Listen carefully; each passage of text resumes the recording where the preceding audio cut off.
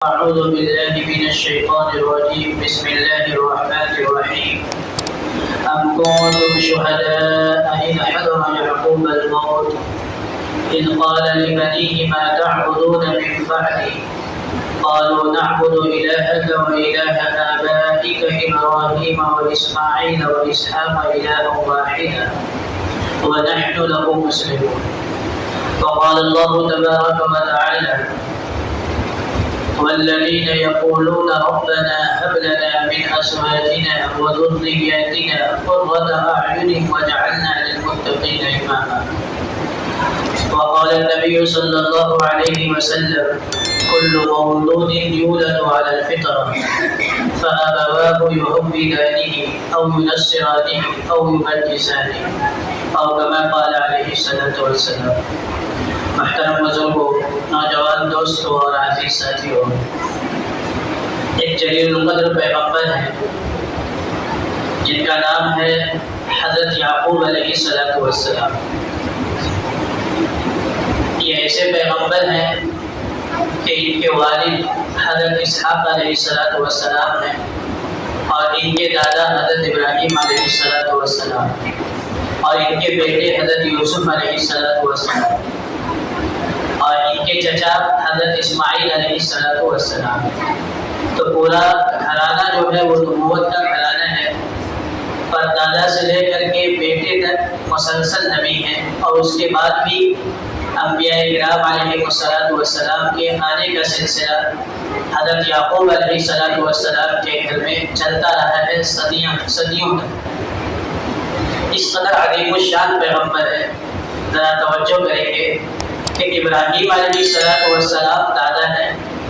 ابراہیم علیہ السلام کے دو بیٹے اسماعیل علیہ السلام اور اسحاق علیہ السلام. تو اسحاق علیہ السلام کے بیٹے ہیں حضرت یعقوب علیہ السلام، اور یعقوب علیہ السلام کے 12 بیٹے ہیں. 12 بیٹوں میں سے ایک بیٹے ہیں حضرت یوسف علیہ السلام. تو یہ نبیوں کا سلسلہ ہے. قرآن نے حضرت یعقوب علیہ السلام کے انتقال کا وقت جب قریب آیا ہے، اس وقت کے واقعے کو ابھی جو آیت کریمہ میں نے تلاوت کی ہے اس میں بیان فرمایا ہے کہ نبوت کا گھرانہ یعقوب علیہ السلام اپنے بچوں کو انتقال کے وقت بلاتے ہیں جب موت کے آثار ظاہر ہونے لگتے ہیں اور ایسا لگتا ہے کہ اب اس دنیا سے جانے کا وقت آ گیا ہے. تو حضرت یعقوب علیہ السلام اپنے تمام بچوں کو، یعنی 12 بیٹے تھے، 12 بیٹوں کو بلایا اور ان سب سے کہا کہ بیٹو، قرآن کہتا ہے ام کنتم شہداء اذ حضر یعقوب الموت. اے نبی صلی اللہ علیہ وسلم، کیا آپ حاضر تھے اس وقت جب یعقوب علیہ السلام کے موت کا وقت قریب آیا؟ اذ حضر یعقوب الموت اذ قال لبنی.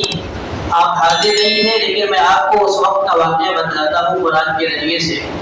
اذ قال لبنیہ ما تعبدون من بعدی. موت کے وقت اپنے سب بچوں کو بلا کر کے کہا کہ میرے مرنے کے بعد کس کی عبادت کرو گے، کس کی پرستش کرو گے، کس کے سامنے سر جھکاؤ گے، کس سے مدد مانگو گے، کس سے اولاد مانگو گے. اذ قال لبنیہ ما تعبدون من بعدی. تو بچے بھی حضرت یعقوب علیہ السلام کے تھے اور نبوت کے گھرانے کے تھے.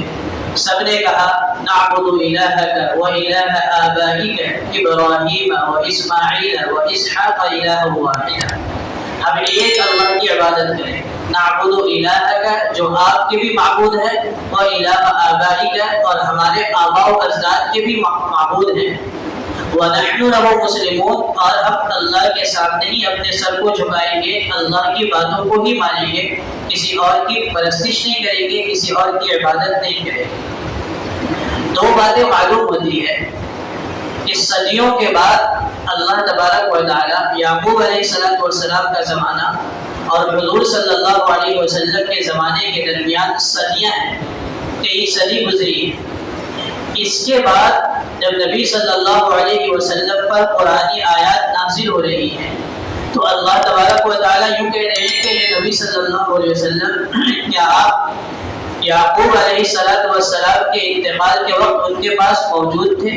ام کنتم شہداء اذ حضر یعقوب الموت. موجود نہیں تھے، لیکن میں بتاتا ہوں کہ اس وقت واقعہ یہ ہوا کہ انہوں نے اپنے بچوں کو بلا کر کے کہا کہ میرے مرنے کے بعد تم کس کی پرستش کرو گے؟ تو سب نے بیک زباں کہا کہ والد محترم ہم اللہ کی عبادت کریں۔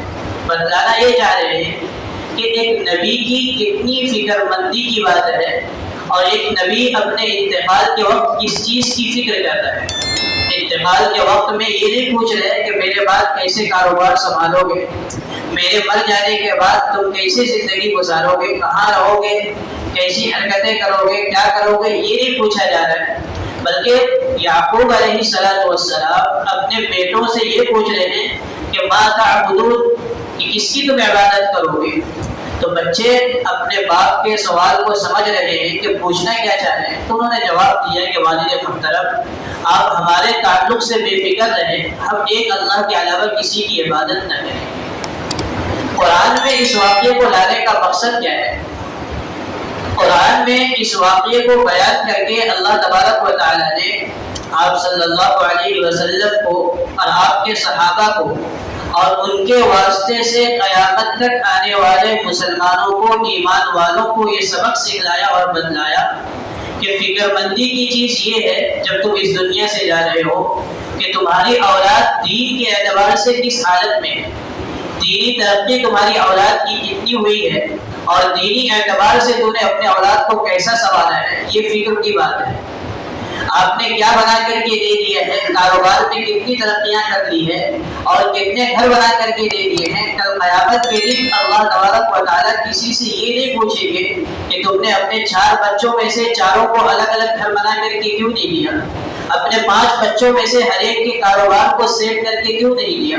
قیامت میں بزرگوں یہ سوال نہیں ہوگا، قیامت میں سوال یہ ہوگا کہ تم جب مر رہے تھے، اس دنیا سے جا رہے تھے اپنی زندگی گزار کر کے، تو تمہاری اولاد کس حالت میں تھی دینی اعتبار سے، دینی اعتبار سے تمہاری اولاد کس سطح پر تھی، اور کتنی ترقی تمہاری اولاد تمہارے مرتے وقت دین کے اعتبار سے کر چکی تھی، اور تم نے مرتے وقت اپنی اولاد کو کیا وصیت کی، کیا نصیحت کی، یہ کل قیامت کے دن پوچھا جائے گا۔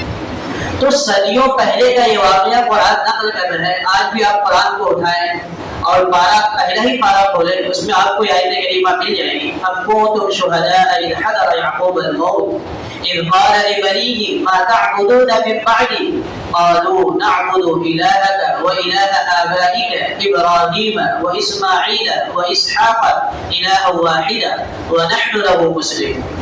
تو قرآن میں آج بھی آیت کریمہ موجود ہے۔ یعقوب علیہ السلام کو اس زمانے میں اپنی اولاد کی فکر ستا رہی ہے کہ میری اولاد کی ایمان کا کیا بنے گا، میری اولاد اپنے ایمان کو بچا کر کے رکھ پائے گی یا نہیں رکھ پائے گی۔ تو اس زمانے میں ہزاروں سال گزر گئے آج کے زمانے تک۔ آج ہمیں اپنی اولاد کے سلسلے میں، اپنے گھر کے بچوں کے سلسلے میں، گھر کی عورتوں کے سلسلے میں کس قدر فکر مندی کا مظاہرہ کرنا ہوگا، اس کا ہم اندازہ کر سکتے ہیں۔ آج کل چاہے پرنٹ میڈیا ہو یا الیکٹرانک میڈیا ہو، کوئی بھی میڈیا ہو، اس کے ذریعے سے یہ پورے طور پر کوشش کی جا رہی ہے کہ کس طرح ہمارے بچوں اور بچیوں کو اسلام سے متنفر کر دیا جائے، کس طرح ایمان کو ان کے دلوں سے نکال کر کے باہر پھینک دیا جائے، بچے کے دل میں اور بچی کے دل میں ایمان کی اہمیت باقی نہ رہ جائے، اسلام کی اہمیت باقی نہ رہ جائے، اسلامی شعار کی اہمیت باقی نہ رہ جائے۔ اس کے لیے سال ہو گئے میڈیا کوشش کر رہی تھی اور ابھی بھی کر رہی ہے، اور اب بات یہیں پر نہیں ٹھہری، بات یہاں تک پہنچی ہے کہ مکمل طور پر ارادے بنا کر کے، عزائم بنا کر کے ٹیمیں تشکیل دے دی گئی ہے غیروں کی طرف سے کہ اس طرح ہمارے گھروں میں گھس کر کے، ہمارے تعلیمی اداروں میں آ کر کے ہماری بچیوں کو اٹھا کر کے لے جایا جائے اور اس کے ایمان پر حملہ کیا جائے، اس کو دنیاوی اعتبار سے بھی بیکار کر دیا جائے اور آخرت کے اعتبار سے بھی بیکار کر دیا جائے۔ ہم سنتے رہتے ہیں واقعات، اور ضرورت ہے اس بات کی طرف ہم تمام ایمان والوں کو توجہ دینے کی اور اپنے گھر سے شروعات کر کے پورے محلے، پوری سوسائٹی اور پورے شہر، اور اللہ توفیق دے تو پورے ملک اور پوری دنیا کی فکر کرنے کی کہ کس طرح ہماری ایک ایک بچی اور ہمارا ایک ایک بچہ ان کے درغے میں آنے سے بچ جائے، ان کے شکنجے میں جانے سے بچ جائے۔ تو پہلے میں عرض کر رہا ہوں کہ پہلے صرف میڈیا کے ذریعے سے ایمان سے متنفر کرایا جا رہا تھا، اسلام سے دور کیا جا رہا تھا نوجوان بچوں کو اور نوجوان بچیوں کو۔ اب لالچ دیا جا رہا ہے اور یہ منظم طریقے پر ٹارگیٹ بنا کر کے مسلم بچیوں کو کالجوں سے، یونیورسٹیوں سے، اسی طرح ٹیوشنوں سے اور آفسوں سے، کام کرنے کی جگہوں سے قبضے میں لیا جا رہا ہے، ان کو لالچ دیا جا رہا ہے، ان کے محبت کے جال میں پھنسایا جا رہا ہے۔ پھر کچھ دن ان کے ساتھ رہنے کے بعد اس کے گھر سے بھی جدا کر دیا جا رہا ہے، اور یعنی اس کی آخرت بھی خراب کر دی جا رہی ہے اور دنیا بھی خراب کر دی جا رہی ہے۔ تو یعقوب علیہ السلام اپنی اولاد کی فکر اس زمانے میں کر رہے ہیں، مرتے وقت اپنے بچوں کی فکر ہے کہ بچے مرنے کے بعد تم کس کی عبادت کرو گے، تم اپنی ایمان کو سلامت رکھ پاؤ گے یا نہیں رکھ پاؤ گے۔ تو آج جب پورے طور پر منظم طریقے پر بزرگوں کوششیں کی جا رہی ہے اسلام سے متنفر کرنے کی، اسلام سے دور کرنے کی، اور ایمان پر حملے کیے جا رہے ہیں، ایسے موقع پر ہمیں کس قدر کوشش کرنی ہوگی، کیسی جستجو کرنی ہوگی، کتنی قربانیاں دینی ہوگی۔ اس لیے آج جو بات میں آپ کے سامنے رکھ رہا ہوں، ہم سب کو توجہ دینے کی ضرورت ہے کہ ہم اپنے سب سے پہلے اپنی بچیوں پر نگاہ رکھیں۔ ہر آدمی اپنے گھر کی بہن پر، اپنے گھر کی بیٹی پر، اپنے گھر کی ہر بچی پر، ہر عورت پر نگاہ رکھے کہ آخر اس کے تعلقات کہاں ہیں، یہ کن سے بات کر رہی ہے، کہاں کہاں جا رہی ہے۔ یہ اس وقت کا نہایت ہی سنگین مسئلہ ہے۔ اگر ہم نے 10-5 سال اس طرف توجہ نہیں دی تو 10-5 سال کے بعد ہماری لڑکیاں ہمارے ہاتھوں سے چلی جائیں گی۔ یہ میں عرض نہیں کر رہا، بلکہ بڑے بڑے علماء کرام، بڑے بڑے دانشوران، قوم و ملت کی فکر رکھنے والے حضرات، اور وہ یونیورسٹی میں ہو یا مدارس میں ہو یا جماعتوں سے متعلق ہو یا تحریکوں سے متعلق ہو، تمام تحریکوں، تمام تنظیموں، تمام مدارس اور تمام یونیورسٹی کے فکر مند حضرات، مرد یا عورت، پڑھے لکھے لوگ جو ہیں، وہ اس وقت نہایت تشویش میں مبتلا ہے کہ آخر ہماری قوم کی بیٹیوں کا کیا بنے گا۔ ہمارے پاس ایسے نوجوان بھی نہیں جو پڑھ کر کے بہت زیادہ ترقی کر لیتے ہو۔ ہمارے نوجوانوں کو تو یہ حالت ہو گئی کہ بس کچھ سال پڑھے، 10ویں تک تعلیم حاصل کی، 11ویں 12ویں کی تعلیم حاصل کی اور باپ کے کاروبار میں لگ گئے۔ ضروری ہے اپنے کاروبار کو سنبھالیں، لیکن دنیاوی اعتبار سے بھی تعلیم میں ترقی کرنا اور اچھے عہدوں پر جا کر کے فائز ہو جانا اس وقت قوم کی ضرورت ہے۔ لیکن بچے، نوجوان جو ہے، ہمارے لڑکے جو ہیں، وہ تعلیم میں زیادہ محنت نہیں کرتے۔ لڑکیوں کو ہم آگے بڑھاتے ہیں تو جو لڑکیاں آگے بڑھ کر کے تعلیم حاصل کر رہی ہیں وہ غیروں کے نشانے پر ہے، غیروں کے ٹارگیٹ پر ہے۔ آپ 20 سال 25 سال اپنی بچیوں کو پیسے خرچ کر کے اور نہ جانے کیسی کیسی پریشانیوں کو اٹھا کر کے اپنی بچیوں کو پڑھا رہے ہیں۔ ایک لمحہ آتا ہے اور وہ کسی غیر کے عشق میں مبتلا ہوتی ہے، محبت کے جال میں پھنسا دی جاتی ہے۔ ایک لمحہ نہیں گزرتا، باپ کے سامنے، ماں کے سامنے، گھر کے ذمہ داروں کے سامنے بچی یہ کہہ دیتی ہے کہ آپ سے میرا کوئی تعلق نہیں۔ یہ نوجوان جو ہے، جس سے میرے 10 سال پہلے، 5 سال پہلے یا 2 مہینے پہلے تعلقات بنے ہیں، یہی میری زندگی ہے، اسی کے ساتھ میں زندگی گزار رہا ہوں۔ ہو رہے واقعات، یعنی یہ کوئی ایسی باتیں میں عرض نہیں کر رہا ہوں جو صرف ڈرانے کی بات ہو، دھمکانے کی بات ہو، یا کسی طرح آپ کو برانگیختہ کرنے کی بات ہو اور آپ کو یہ کہہ دیا جا رہا ہو کہ نہیں آپ اپنے بچوں کی طرف سے فکر مندی کا مظاہرہ کریں۔ یہ حقیقت ہے، کئی ایک واقعات آپ سنتے بھی ہوں گے، آپ کے قریب میں بھی یہ سب واقعات ہو رہے ہیں، ہمارے شہر میں بھی یہ واقعات ہوئے ہیں، اور ابھی بھی کئی ایک ایسی لڑکیاں ہیں جنہوں نے غیروں سے شادی کرنے کے لیے ہائی کورٹ میں یا کورٹ میں انہوں نے اپنی درخواست ڈال دی ہے اور تاریخ متعین ہو گئی ہے ان کی کہ فلاں تاریخ کو ان کی غیر کے ساتھ شادی ہو جائے۔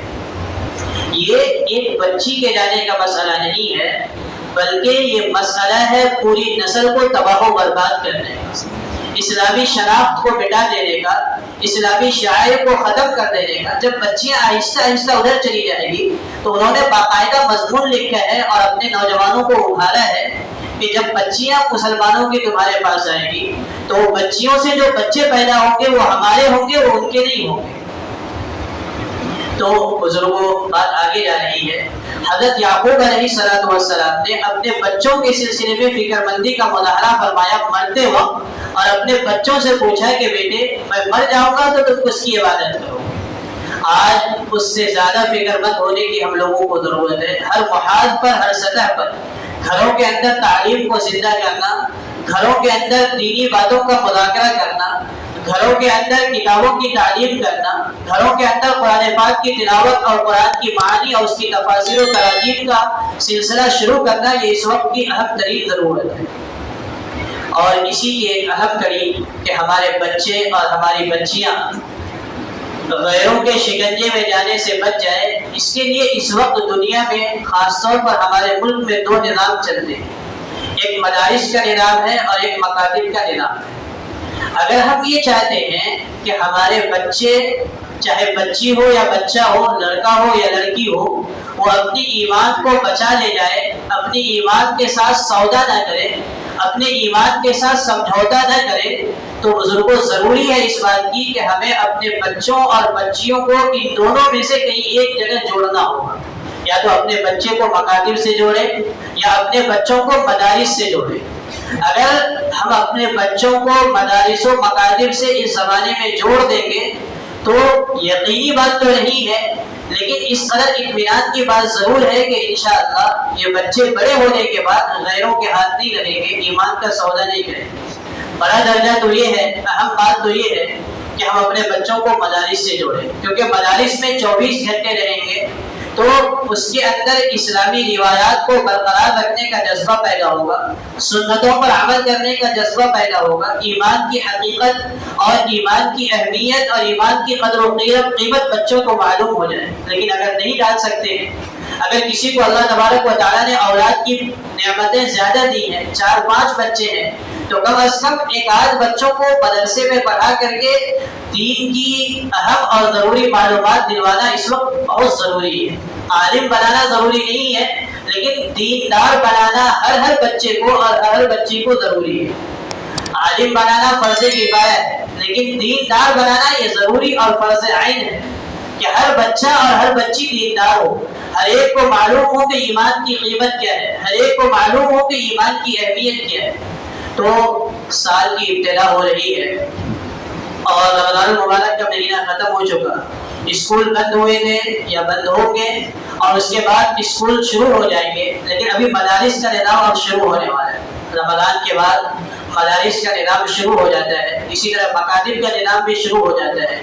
آپ اپنے آس پاس میں دیکھیں اور پڑوس میں دیکھیں کہ کیا آس پاس میں بچے اور بچیاں ایسی ہیں جو اسکول میں جا کر کے تعلیم تو حاصل کر رہی ہے، لیکن قرآنی تعلیم حاصل کرنے کا، دین کی بنیادی معلومات حاصل کرنے کے لیے اس کا کوئی انتظام ہے یا نہیں ہے؟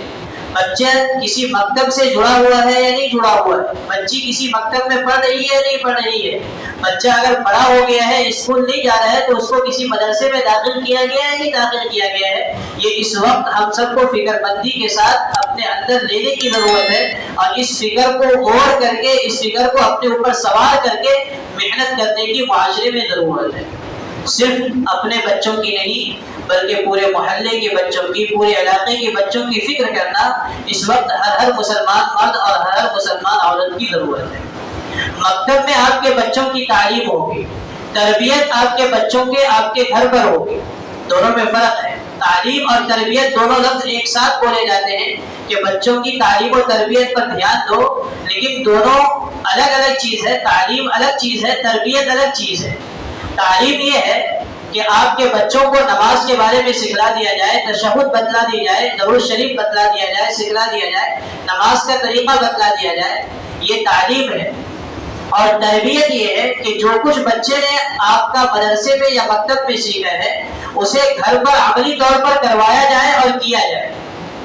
تو جو چیز آپ کا بچہ کسی مکتب میں جا کر کے کسی عالم کے پاس کسی حافظ کے پاس جا کر کے سیکھ رہا ہے، مدرسے میں جا کر کے سیکھ رہا ہے، تو یہ بچہ جا کر کے تعلیم حاصل کر رہا ہے. تربیت دینا یہ ماں باپ کی ذمہ داری ہے.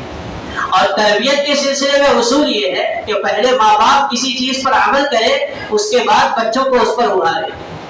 ایسا نہیں کہ بچوں سے ہم کہیں نماز کے وقت میں کہ جائیے نماز پڑھ کے آئیے اور ہم خود نہ جائیں، تو ایسا نہیں ہوگا. بچوں سے ہم کہیں کہ نیک کام کیجئے اور ہم خود نیک کام نہ کریں، ایسا نہیں ہوگا.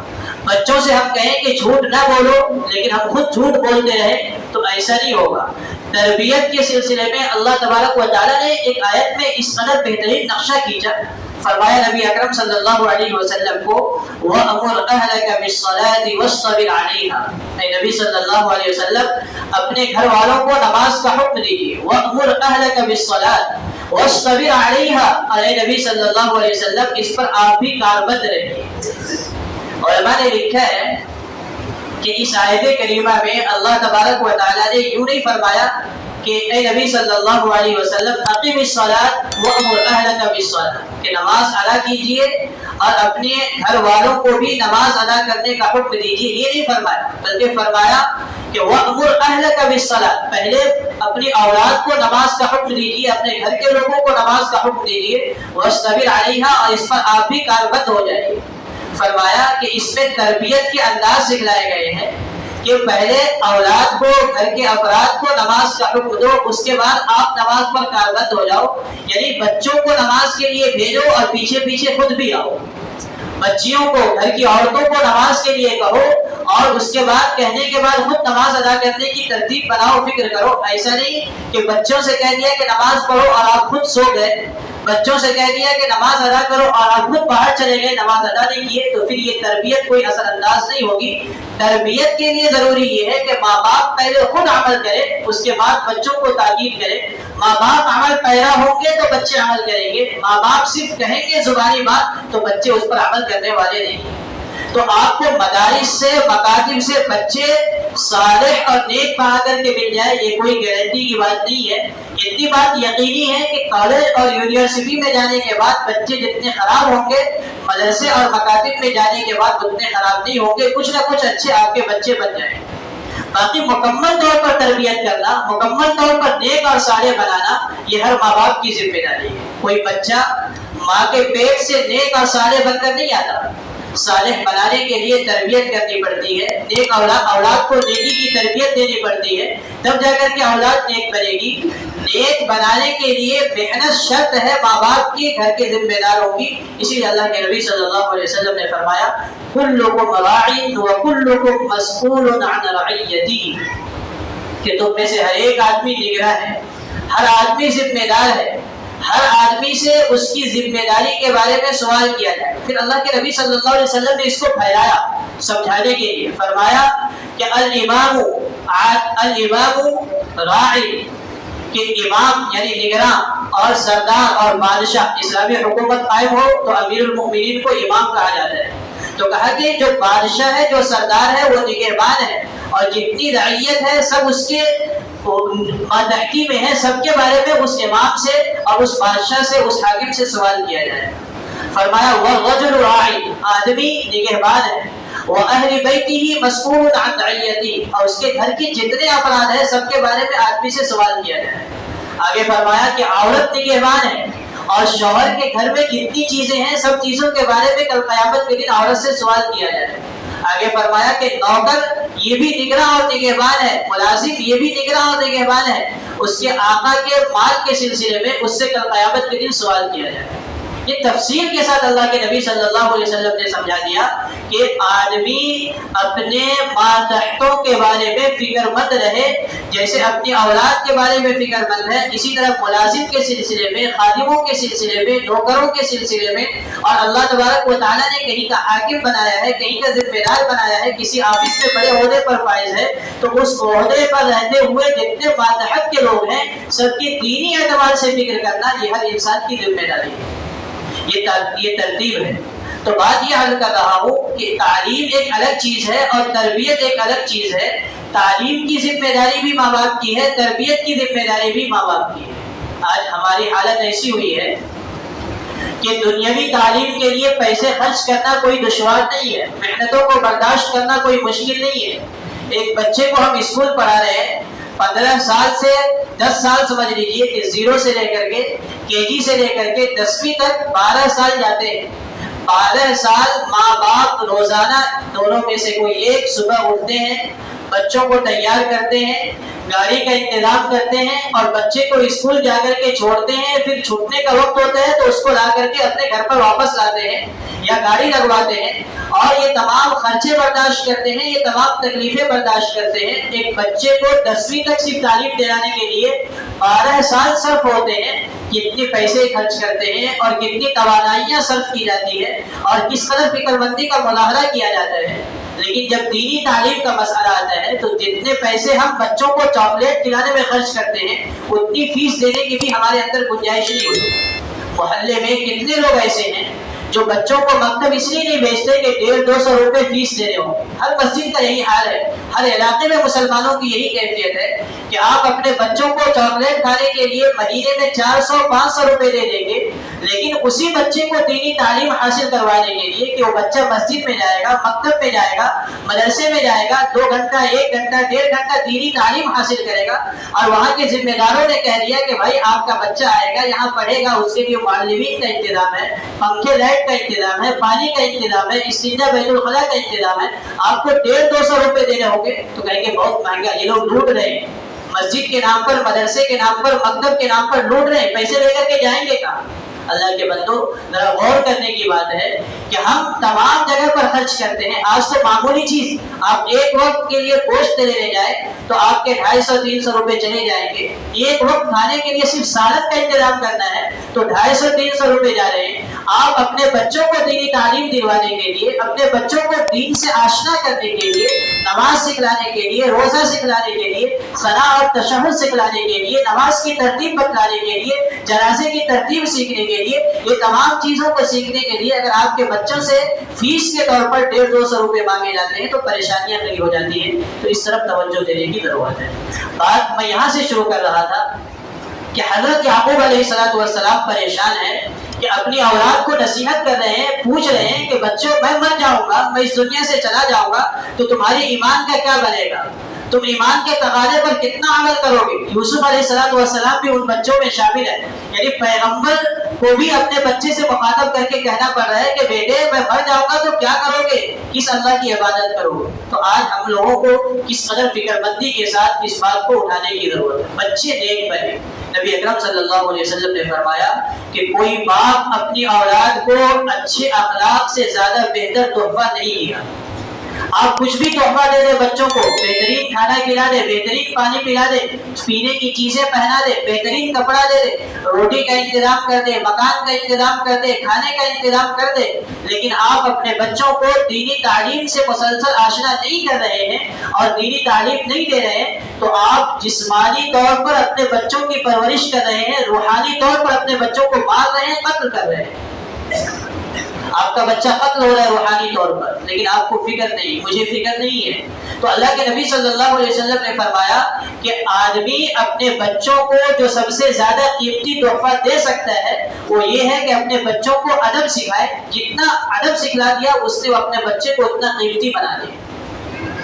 بچے بااخلاق ہوں گے، باادب ہوں گے، بڑوں کا اکرام کریں گے، بڑوں کا احترام کریں گے، دینی تعلیم انہیں معلوم ہوگی، نبی اکرم صلی اللہ علیہ وسلم کے فرامین معلوم ہوگی۔ حضرت مولانا شاہ عبد الحق رحمۃ اللہ علیہ بڑے بزرگ گزرے، آپ نورانی قاعدہ پڑھتے ہیں، انہوں نے ترتیب دی۔ اس سے پہلے قرآن پاک کو اچھے عالم مجہول پڑھا کرتے تھے، لیکن انہوں نے قرآن پر محنت کرائی، سنتوں پر عمل کرانے کا جذبہ تھا۔ تو ان کو کہتے ہیں کہ میرے 5 بھائی تھے، میں لگا کر کے تو 4 بھائی پروفیسر اور وکیل بنے۔ ان کے والد صاحب تھے محمود الحق صاحب، وہ بھی وکیل تھے۔ ایک کسی سیاسی جلسے میں کہنے لگے کہ لوگوں تم اگر مجھ سے پوچھو کہ اپنے بچوں کو کیا بنانا ہے تو میں کہوں گا کہ اپنے بچوں کو عالم بناؤ، حافظ بناؤ۔ اس لیے کہ میرے 5 بچے ہیں، میں نے 2 کو وکیل بنایا، 2 کو پروفیسر بنایا اور ابرار الحق کو عالم بنایا۔ میں گھر پر آتا ہوں تو کہتا ہوں کہ پانی لے کر کے آؤ، تو اگر کوئی میرے دوسرے بچے ہوتے ہیں تو اپنے نوکر کو بھیج دیتے ہیں کہ پانی لے کر کے جاؤ، والد صاحب کو پانی پلاؤ۔ لیکن جب ابرار الحق کے گھر پر جاتا ہوں اور کہتا ہوں کہ بیٹا پانی پلاؤ، تو اپنے نوکر کو وہ پیچھے کرتا ہے اور خود پانی لے کر کے آتا ہے، مجھے پانی پلاتا ہے، خبر خیریت پوچھتا ہے۔ کیوں؟ اس لیے کہ اس کے علم میں یہ بات ہے کہ اللہ کے نبی صلی اللہ علیہ وسلم نے فرمایا ہے کہ ماں باپ کو ایک مرتبہ محبت کی نگاہ سے دیکھنا حج نفل حج مقبول کا ثواب رکھتا ہے۔ یعنی آدمی اپنے ماں باپ کو یا ماں باپ میں سے کسی ایک کو محبت کی نگاہ سے دیکھے۔ ماں باپ بوڑھے ہو گئے، چہرے پر جھریاں آ چکی ہے، ہاتھ پاؤں کام کرنا بند کر دیا ہے، اور ایسے موقع پر آدمی کو ذرا سی لا تعلقیت کا اظہار کرنا پڑتا ہے، آدمی کو ذرا سی الجھن ہوتی ہے۔ اللہ کے نبی صلی اللہ علیہ وسلم نے تعلیم دی کہ ایسے موقع پر بچہ اپنے ماں باپ کو محبت کی نگاہ سے دیکھے گا تو حج مقبول کا ثواب اسے اللہ تبارک و تعالیٰ عطا فرمائے۔ جب یہ بچے میں معلوم ہوگا تو بچہ دیکھے گا، اگر معلوم نہیں، صحابہ نے پوچھ لیا اللہ کے نبی صلی اللہ علیہ وسلم آپ نے کہہ دیا کہ اگر ماں باپ کو ایک مرتبہ محبت کی نگاہ سے دیکھیں گے تو ایک نفل حج مقبول کا ثواب ملے گا، اگر کوئی آدمی اپنے ماں باپ کو 100 مرتبہ دن میں دیکھ لے تو کیا ہوگا؟ فرمایا اللہ کی رحمت بہت بڑی چیز ہے، اللہ اس پر قادر ہے کہ تمہیں 100 مرتبہ نفل حج کا ثواب ایک دن میں عطا فرمائے۔ تو یہ سب چیزیں بچوں کو معلوم ہوگی تو اس سب جا کر کے بچے اس پر عمل کر پائیں گے۔ تو میں یاد کر رہا ہوں کہ بچوں کے دینی تعلیم و تربیت کے سلسلے میں ہر ماں باپ کا فکر مند ہونا اس وقت حالات کا تقاضا ہے، خاص طور پر بچیوں پر نگاہ رکھنا اور بچیوں کی تعلیم و تربیت کی فکر کرنا، حتی الامکان کوشش کرنا۔ جس قدر اسکول اور کالج کی تعلیم کے لیے ہم لوگ فکر مند ہیں، یقیناً فکر مند ہونا مبارک بات ہے، قابل قدر بات ہے، لیکن اسی قدر بلکہ اس سے کہیں زیادہ بچوں کی دینی تعلیم و تربیت کے سلسلے میں فکر مند ہونا ضروری ہے۔ اگر تعلیم و تربیت پر توجہ نہیں دیں گے تو کہتے ہیں، کسی نے لکھا ہے واقعہ، لطیفہ ہی سمجھ لیجیے کہ ایک صاحب اپنے بچوں سے ناراض ہوئے اور ناراض ہو کر کہنے لگے کہ ابھی وہ گدھے، تو بچوں نے کہا کہ آپ گدھے کے باپ، یعنی اگر ہم گدھے ہیں تو آپ تو ہمارے باپ ہیں، آپ گدھے کے باپ ہو گئے۔ تو جب بچوں کو تعلیم و تربیت نہیں دی جاتی ہے تو بچے فوراً پلٹ کر کے یوں ہی جواب دیتے ہیں کہ اگر آپ مجھے گدھے کہیں گے تو ہم کہیں گے کہ آپ گدھے کے باپ ہیں۔ اور اگر بچوں کی دینی تعلیم و تربیت کی جاتی ہے تو پھر میں نے ابھی واقعہ سنایا آپ کو کہ باپ کو ماں کو محبت کی نگاہ سے دیکھنا بھی وہ ثواب سمجھتے ہیں، ماں باپ کی خدمت کرنا وہ اپنے لیے باعث فخر سمجھتا ہے۔ اس لیے محترم بزرگوں اور دوستوں، آج کا یہی پیغام اور یہی عنوان ہے کہ ہم اپنے بچوں کے سلسلے میں فکر مند ہو جائیں۔ بہت زیادہ تفصیل سے بات آپ کے سامنے ابھی عرض بھی نہیں کی جا سکتی ہے، آپ لوگ بخوبی واقف ہیں کہ اس وقت ملک کے حالات کس قدر سنگین اور خطرناک ہیں، ہماری بچیاں کس قدر نشانے پر ہیں۔ ہم فکر مند ہو جائیں، کم از کم بہت مصروف زندگی ہے تو کم از کم روزانہ 10 منٹ 15 منٹ اپنے بچوں کے لیے، اپنی بچیوں کے لیے نکالیں۔ دسترخوان پر ہی بیٹھ کر کے کم از کم ایک مرتبہ گھر کے تمام افراد کھانا کھا لیں اور اسی وقت دین کا کوئی عمل کا مذاکرہ کر لیں، نماز کا مذاکرہ کر لیں، ایمان کا مذاکرہ کر لیں کہ ایمان کیسی چیز اللہ نے ہمیں عطا فرمائی ہے، نماز کیا ہے، روزہ کیا ہے، معاشرت کیا ہے، ان تمام چیزوں کا معاشرت ہم لوگ مذاکرہ کر لیں۔ اور روزانہ 10 منٹ 5 منٹ اگر اپنی اولاد کو دینی اعتبار سے ہم دے دیں تو یقین جانیے کہ ہم اپنی اولاد کی سلسلے میں فکر مند ہے، دینی تعلیم و تربیت کے سلسلے میں۔ اور اگر ہم ایسا نہیں کر پا رہے ہیں کہ ہفتے بھر غائب رہ رہے ہیں، اتوار کا دن صرف چھٹی کا ملتا ہے یا جمعہ کا دن چھٹی کا ملتا ہے، تو ہم اتوار اور سنیچر کو پورا دن سونے میں گزارتے ہیں، پھر جب نیند کھلتی ہے تو پھر مارکیٹ میں چلے جاتے ہیں، پھر تھک کر کے آتے ہیں سو جاتے ہیں۔ تو بچوں کو ہم دینی اعتبار سے، دینی تربیت کے اعتبار سے کچھ وقت نہیں دیتے ہیں تو پھر ہماری بچے، ہماری اولاد جو ہے وہ کہاں جائے گی، اس کا کوئی ہم ابھی سے گارنٹی نہیں دے سکتے، ہمیں اس کے بارے میں کچھ خبر نہیں ہے۔ اس لیے خدا کے واسطے گزارش یہی ہے کہ اپنے اولاد کے ساتھ انصاف کریں، اپنے اولاد کے ساتھ مجرمانہ تغافل نہ برتیں، اپنی اولاد کے ساتھ بے حسی کا معاملہ نہ کریں۔ ہم سب اپنی اولاد کے سلسلے میں فکر مند ہو جائیں۔ یعقوب علیہ السلام جیسے نبی اپنی اولاد کے سلسلے میں فکر مند ہیں تو ہم لوگوں کو کتنی فکر مندی کا مظاہرہ کرنا ہوگا۔ ہم لوگ سب اپنے گریبان میں جھانک کر کے دیکھ لیں۔ اللہ تبارک و تعالی ہمیں اپنے اولاد کی دینی تعلیم و تربیت کے سلسلے میں فکر مند ہو کر کے اس سلسلے میں کوششیں کرنے کی توفیق نصیب فرمائے۔